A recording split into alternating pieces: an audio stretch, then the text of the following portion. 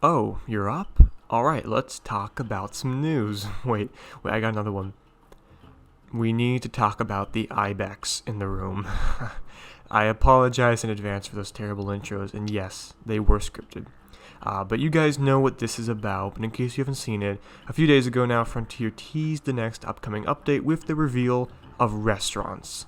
A new way of bringing fine dining to our zoos. I'll share my thoughts about the restaurant in a moment, but before I do that, I also want to quickly mention that after we look at the restaurants, I'd like to do some speculation and discussion about what the next pack is likely going to be. It seems pretty obvious, and it is, especially with this restaurant reveal, but I wanted to share my thoughts on that as well.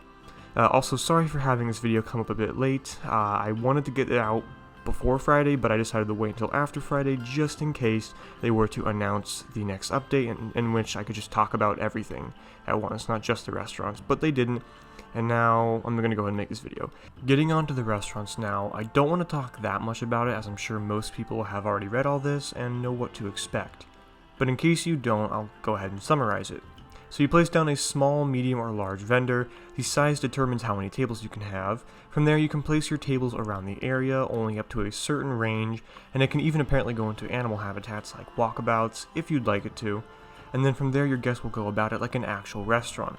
See, I love how even after this many updates, they're at a point where they can just give us really cool, unnecessary, but welcome features like this.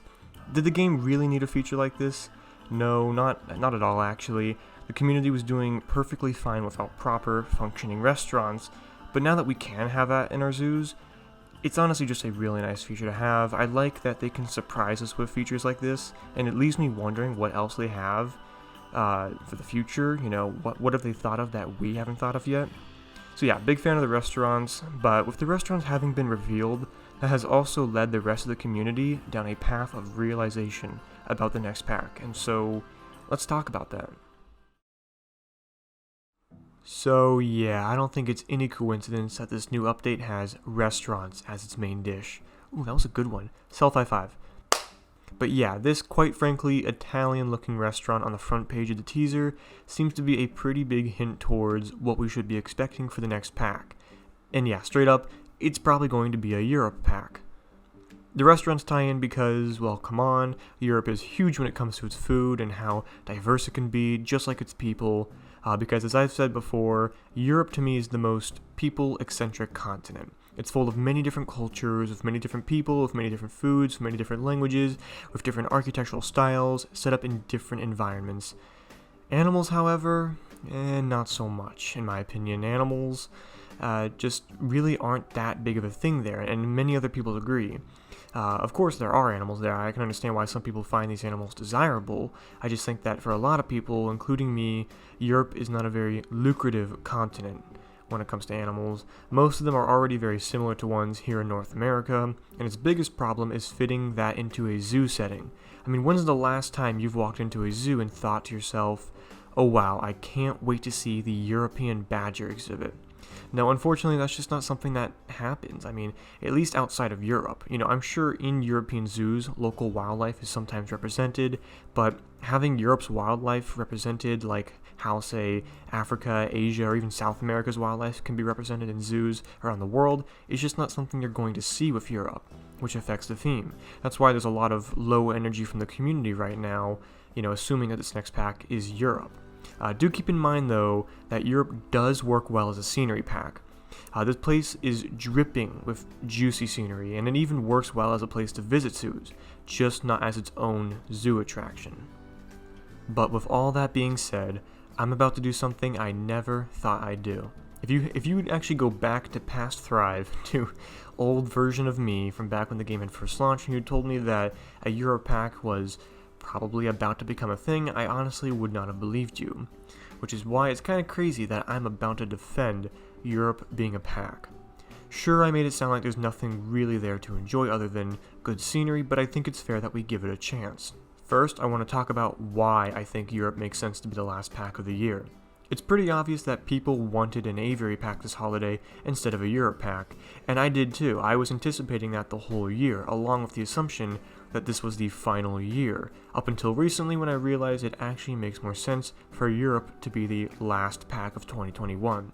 That also plays a part in people's low energy for Europe this holiday because, if there's not going to be an aviary pack, it's kind of disappointing that in its replacement we get a Europe pack. So I get people's low energy there, but and also again I'm not opposed to that. I see why it's disappointing, but I also see 3 big reasons as to why Europe actually does make more sense to finish off the year instead of an aviary pack. Well, for one, as a lot of us are aware of by now, this is probably not the last year of Planet Zoo, leaving open the door to another wave of packs next year. So it's not like having a Europe pack this holiday eliminates the chance of us ever getting an aviary pack. In fact, it may only have a positive effect on it. What I mean by this is, well, pretend that the aviary pack is a slow roast. The longer you let it cook, the better it's going to be.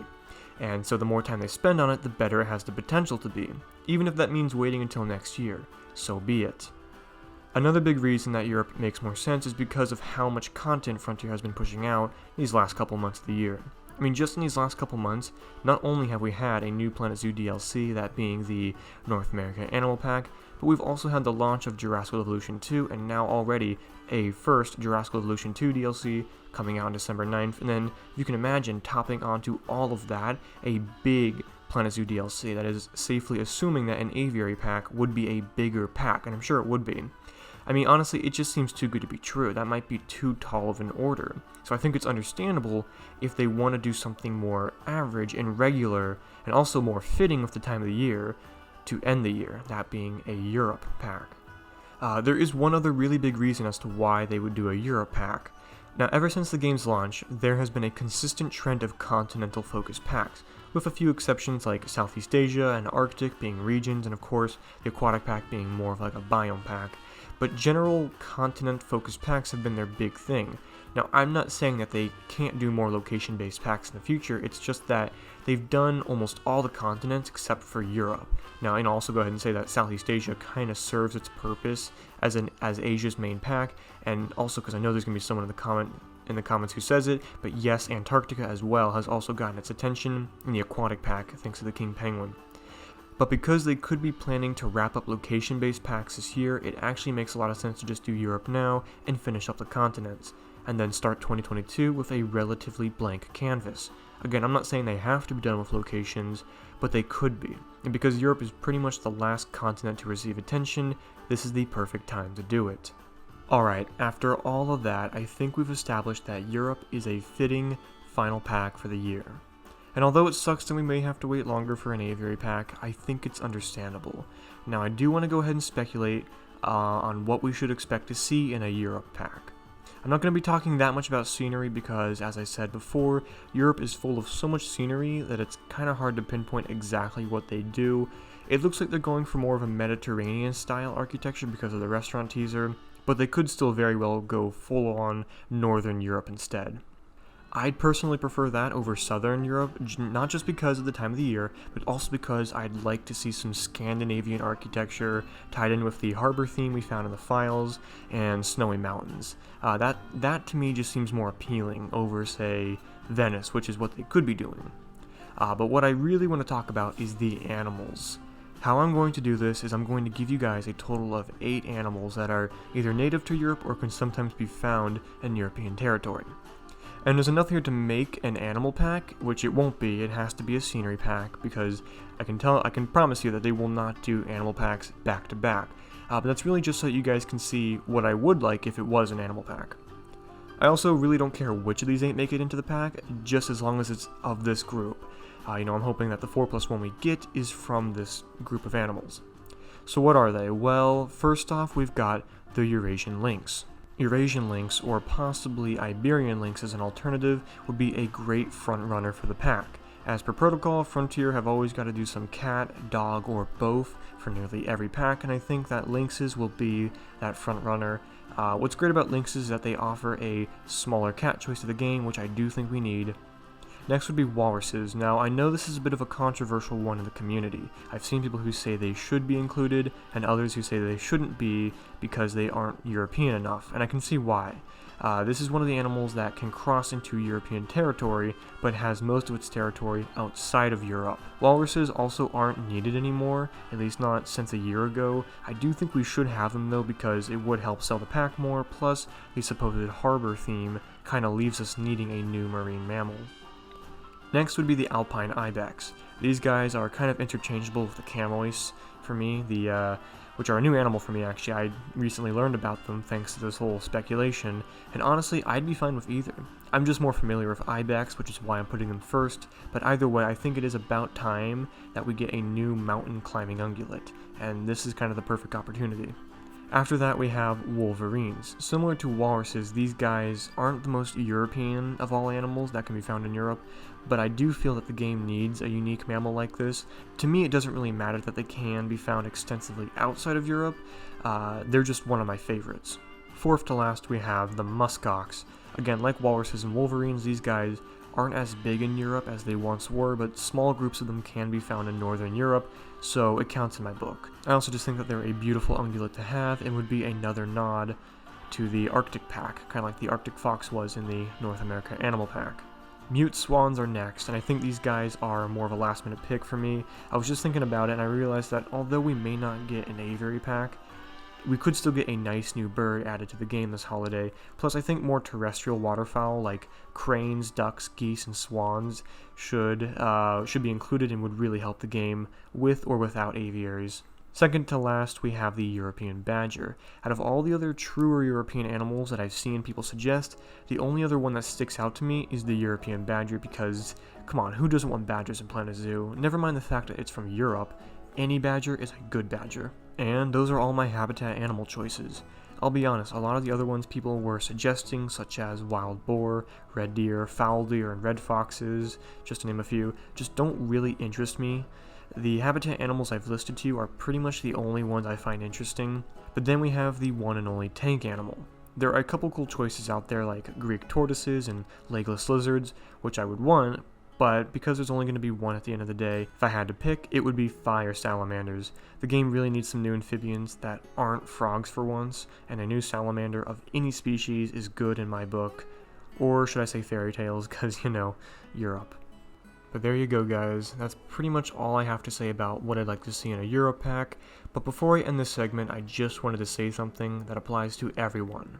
So I know Europe isn't the most sought-after theme out there, but I think we as a community are pretty darn lucky that Frontier have even gone this far, and are still putting this much time and care into their post-launch development, into Planet Zoo. I think we've been spoiled with Planet Zoo content this last year, and so many of the things people have been complaining about ever since launch have been addressed now.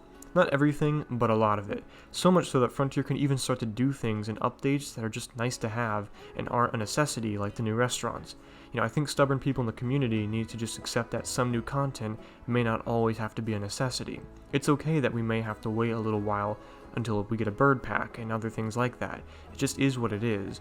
And with that being said, I think everyone, whether you're on board with a Europe pack or not, needs to give this next pack a chance, no matter what it is. This should apply to all content they put out there. So I would just say watch the trailer, read about the content, and then decide for yourself if it's worth getting. I mean, if you enjoy getting new quality content from Frontier, which is what we've been getting since launch, then I don't see why a Europe pack isn't worth getting and enjoying. It's got new animals, new pieces, new content. Never mind the fact that it's a Europe pack, everyone should have a mindset like this when it comes to new gaming content. You know, don't focus on what you didn't get, focus on what you did get, and look at the full picture. And who knows, maybe it won't even be a Europe pack. Wouldn't that be something? Alright guys, no matter what this next pack is, I am curious to find out, and I hope you all are too. Let me know what you think of the restaurants and what you think the next pack will be in the comments down below. I just want all of us as a community to keep an open mindset going forward into Planet Zoo's future. I can promise you that if you do, you'll enjoy the content that much more. But other than that, thank you all so much for watching this video, and I'll see you guys when some new content is announced. Goodbye.